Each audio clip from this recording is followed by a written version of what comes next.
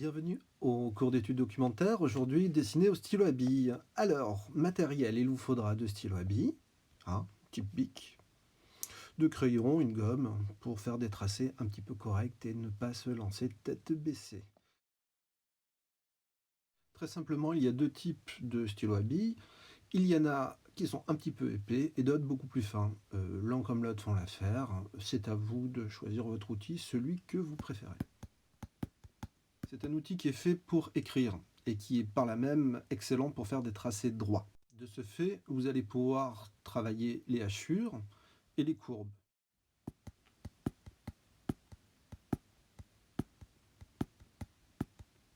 D'un point de vue technique, ça se travaille comme le crayon.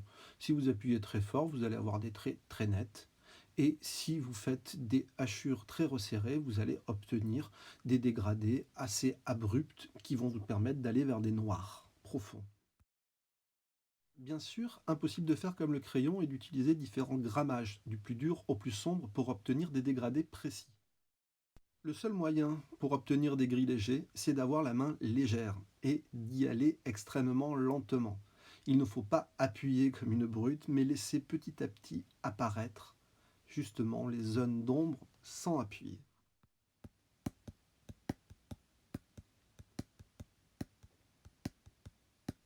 Un petit truc qui va nous servir pour la suite. Nous allons utiliser du scotch repositionnable, le scotch rose Tesa, qui n'arrache pas le papier. N'utilisez pas n'importe lequel, autrement c'est la catastrophe lorsque vous enlevez les bandes. L'avantage, c'est que vous allez pouvoir travailler en vous en servant justement de masquage. Du coup, vous ne serez pas bridé lorsque vous ferez votre geste et vous pourrez continuer en vous concentrant essentiellement sur votre dégradé. Faites attention lorsque vous enlevez le scotch, pour cela retirez-le en le tirant horizontalement au papier pour éviter les arrachements.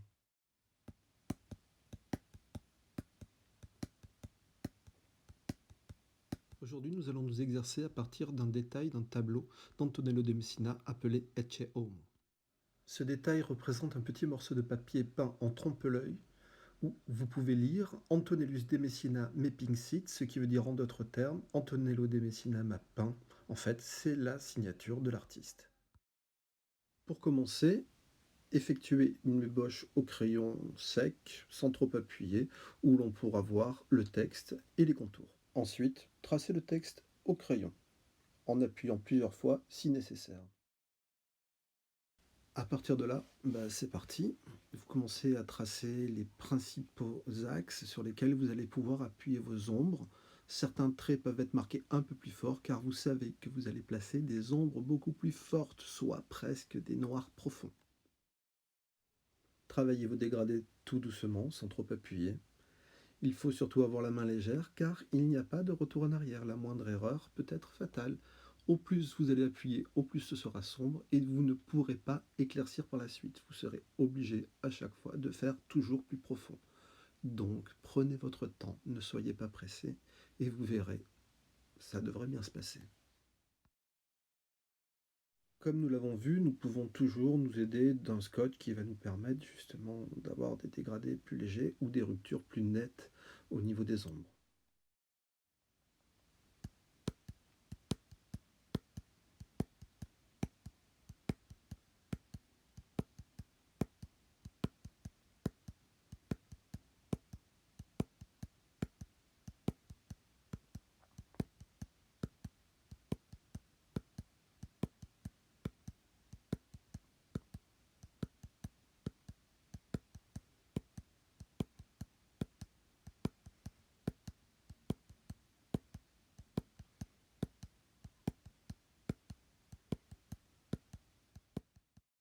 Il est temps pour nous de gommer les traits de construction, mais assurez-vous bien que l'encre du stylo à billes soit bien sèche, autrement vous risquez d'avoir des traînées assez disgracieuses qu'il est impossible par la suite de gommer.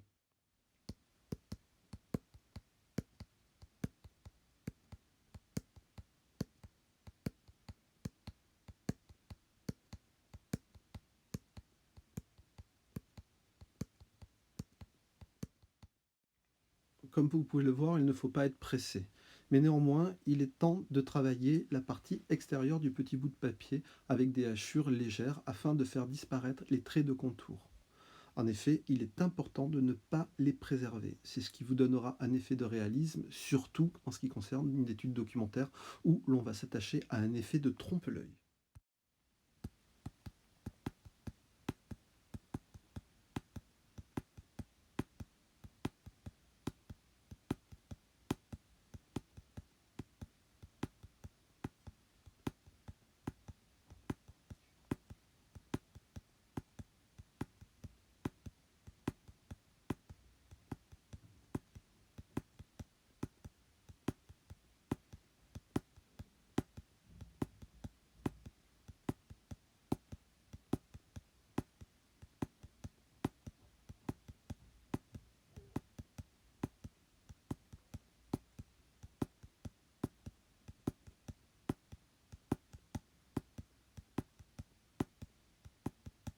Si vous êtes satisfait du travail, vous pouvez enlever le scotch, mais rien ne vous empêche d'y revenir par la suite si vous voulez encore améliorer vos ombrages.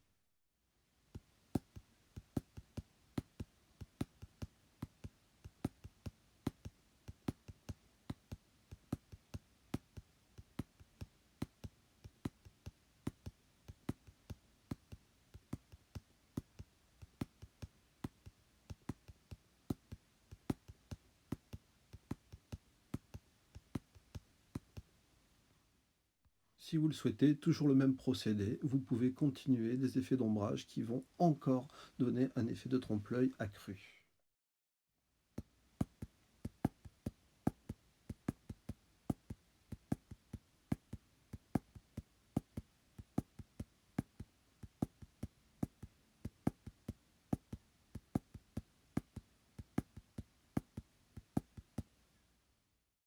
Voilà, maintenant c'est à vous. Bon courage et à très bientôt.